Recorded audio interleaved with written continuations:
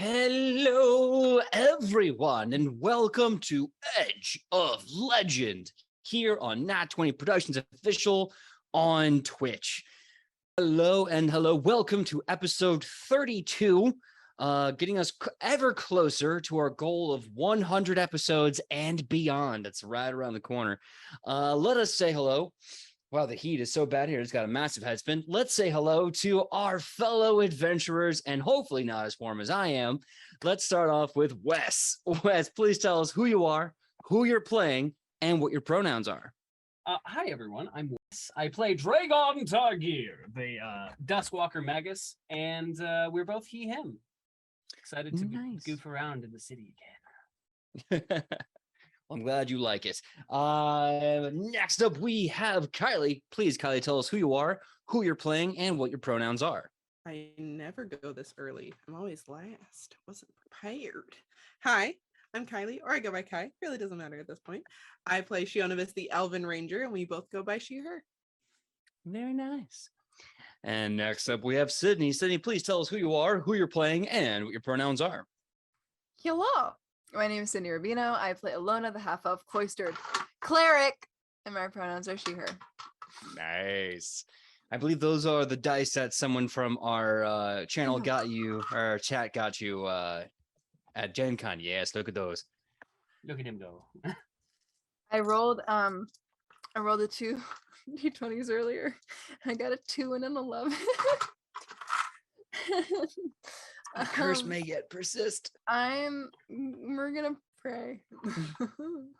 Well, last and certainly not least, we have Randy. Randy, please tell us who you are, who you're playing, and what your pronouns are. Howdy, howdy. I'm Randy Alvarenga, and I am playing Lothir Vanlinson, our human druid. Hey. Our pronouns are he, him.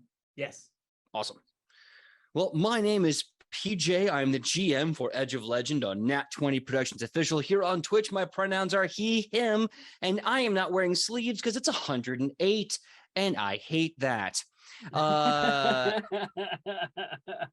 So if I get sweaty, if I do this a lot, or if you just see me kind of go cross-eyed and fall out of frame a few times, it's on purpose. Let's give you a quick recap before we get straight into the episode. For those of you that didn't see the recap, don't worry about it. But here's what you missed. So, last episode 31, the heroes of tomorrow woke up and decided to go to Ellington Memorial Park to have a nice picnic. And to get the food, they decided to go to Nighthawk's Diner, where they get an assortment of diner food from Robin and the 3 fry chefs in the back. Once they get their food, they go to this beautiful man-made park. Think Central Park if you've gone. Gorgeous, massive, beautiful rivers and ponds, wonderful places. And they find 3 spies spying them. Shionavis chases down one of them to find out that it's Agent Pulver, making sure that they're okay, they're doing the job that they were given, or not, and if they need to get out of town. Dragon did that. Dragon did that? I thought Shionavis was there for that. Oh, it's my bad. I think How dare you? I dare. Shows you how much you pay attention to us. Wow, PJ. I literally stare at all of your faces at one time, at one moment for 3 hours a night. I'm Taking only away that giving hero you point. a hard time because it's fun. Oh, I know. I'm just It playing is- with it it because is I'm an fun. easy mark. So anyway, they find that the person spying them is Agent Pulver, and they tell them to go release the other 2 spying on them, to which Agent Pulver says, "Those are my guys."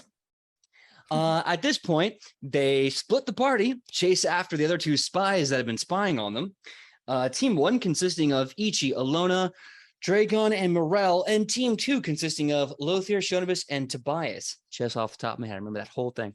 They split up into 2, and Team 1 lost their assassin. However, Team 2 was able to catch up with them.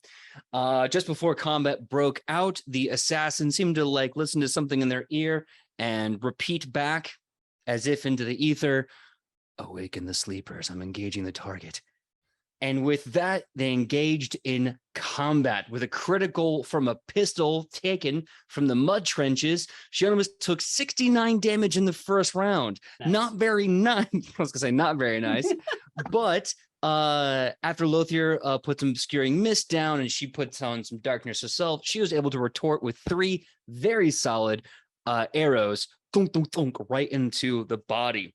Sam came by with a massive swing, knocked him on the jaw. Dragon sliced off his arms and punched him in the face and killed a guy. He killed a guy. While they were looking over the gun, they found that it had been coated with a very special poison, the poison for Sionibus. Sionibus is poison. The poison is specially designed to kill Sionibus. Did they both reach for the gun, PJ? Yeah, but only one of them had it coming. He had it coming. And as that happened, Lothier not only helped Sionibus's body magically recover from the poison, but remembered something about the poison itself that sent them into the eldritch realm of madness, where they met the eldritch entity of hatred and fury. And rebuking them, they forgot her. And this is where we're opening up episode 32 in the park as the smoldering torches fade into the midnight horror-filled nightmares of fury. We're still in the beautiful mid-afternoon of Ellington Memorial Park. And for those of you curious, Sam won't be able to join us tonight, but they're doing something really cool tonight. So we hope they have a great time. We hope to see you next week. Now, with that catch-up being said, I'm going to put the ball back in your all's court. It's yours to play with. What do you want to do? Can I take a nap, guys? It's been a long day. I mean, they said that they were going to come clean up this mess, right? Yes. They sure did say that. All right. Weapon factory tour? Yes. We did say that was next on our docket, so absolutely we should do that, especially since it's becoming a little bit more and more dire that we actually do things since we're being targeted. Yeah, well, also, I'm sure that the weapons place has a lot of security, and none of these. Dragon just kind of kicks the corpse a little bit, like none of these idiots will get in. What is this person wearing? I believe last week we did a quick scan of the body. They are wearing simple brown loafers, coal gray pants, and a matching jacket with a white shirt and a black tie. Looking at it, you found that they roughed someone up and basically mugged them for their clothes. You don't know if they're alive or dead. Oh, that's not nice. I also, and Dragon's gonna pull up the little blue magic rock, found this in his ear. It's a little glowing blue rock. I'm casting. I want to roll Arcana on that. Mm-hmm. Yeah, I also want to see if I can figure out what it is. Wait. Time out. Do I want to roll Arcana for that? That's not gonna turn? I rolled a 27 on my Arcana check. Okay, I'll roll. Trying to see what kind of magic it is. If it's like a communication stone or something that'll blow up if I put it in my ear. 26. Okay, 26 and 27. There's a few moments looking close to it. You can kind of hear an ambient sound just before there's finally a sound of panic, and then a really horrible sound of not quite static, but imagine if the air around you just buffeted really hard and then dead stopped. You can basically ascertain that this is a magical device that lets you connect to another pairing or maybe a network of these. Judging by the divination charges in these, they are magically connected when they're all first brought together, charged at once, and then disseminated. All right. I pick it. Wait. I want to hold it or get close to it, and I go, "We know you're watching us. Stop it, or we're gonna end you like this guy." And then I put it down, and I'm like, I was just trying to scare him. No, it might buy us some time, maybe. No, that was good. And then I go, "We're really serious." At first, I was gonna make you roll intimidation check. Now I just feel like you're having fun. I don't know if you want to. You can roll an intimidation check. My friend can turn into a bear. Let's see how terrifying I do it, because I probably don't.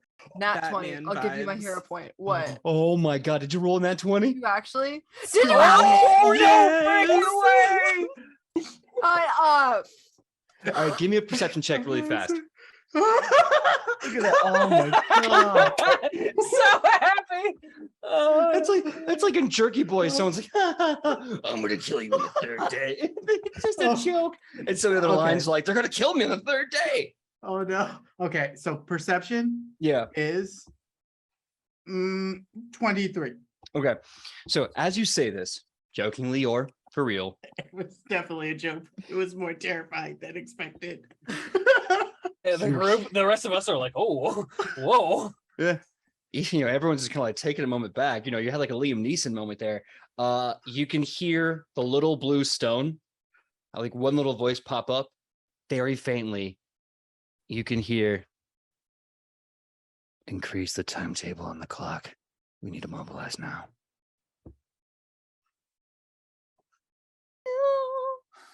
All right. I think that was the opposite of what I was expecting. Let's get to the tour. At least there we have a special invitation, so they won't be able to enter. At least I think. Yeah. Also, I'm going to try and, and he pulls out his sword, like upgrade this into something that like shoots as well. Because they had a gun. Yeah. It seems a little unfair. Do you just think learned it's about okay? what these are like a couple days ago? But I mean, Do you think it's okay if I'm like covered in like dry blood currently? Oh. it's I think that's gonna matter. it's a style choice. Hmm. Do I look tougher?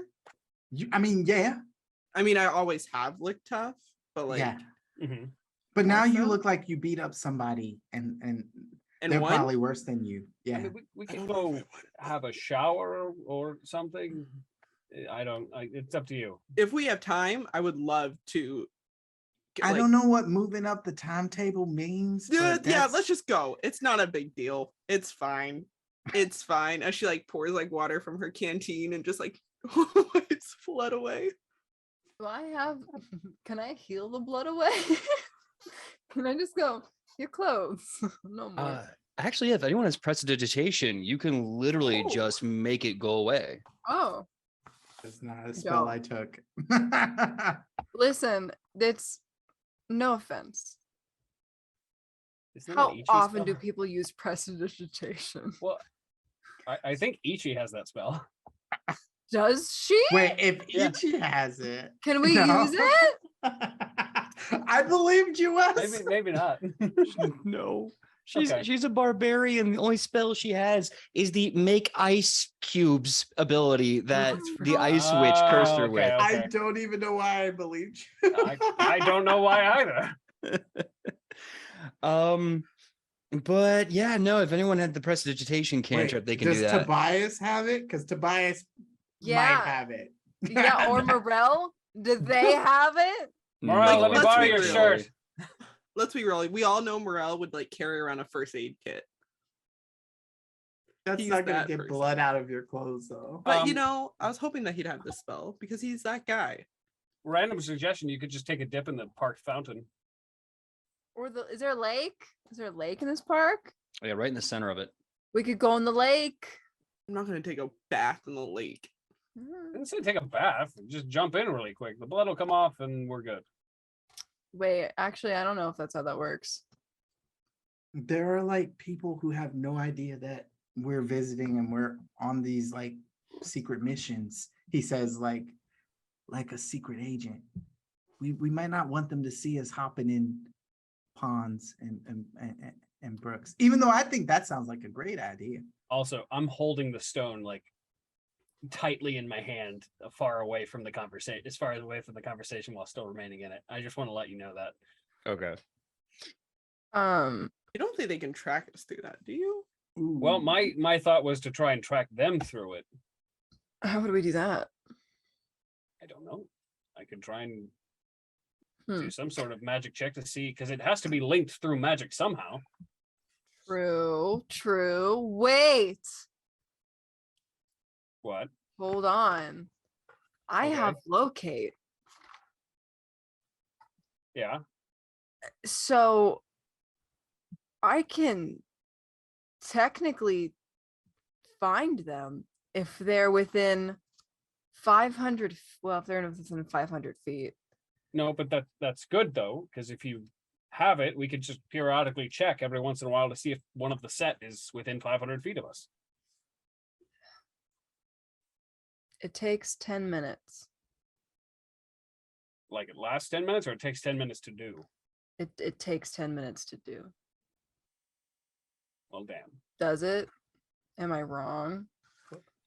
Am I Oh, I think- wrong? Came Please down in a sit here and bubble. Tell me that. Her sister was a It's a witch, witch. bro. You're gonna look at me and you're gonna tell me I'm wrong? It was so serious. Okay, so locate. Cast Wha- takes 10 minutes. Okay. Yeah. Yeah. I will and it- say, for anyone who doesn't know in chat, we are talking about a video about a dude arguing about the Wicked West, the Witch of the East, bro. Wicked Witch of the West. wait. It's Her hard to sister say. was It's the hard to Wicked say. Witch of the East. The East. Bro. Right. Yeah. Yes. Because The one where they're like screaming at each other. Yeah. Yes. Yeah, that's Yeah, my okay, it's my cool. favorite It's I love it of so all time. much. It's so good. Okay, well locate's not gonna work. But Okay. Cast it and walk at the same time. Or Is do you it have to like be concentration? like doesn't still? say I can't. give me a. Yeah, why not? It's kind of a really awesome catch-all. Give me a perception check. Yeah. This is more of a GM perception check to read my mind. To read. Who says I can't do that already? I just turn it off during the game. To be fair, I'm gonna read this. Aha! I'm doing so well. Thank you, Rick. I rolled Ow. a 17 on the die face, and my perception is broken. So that is 8. No.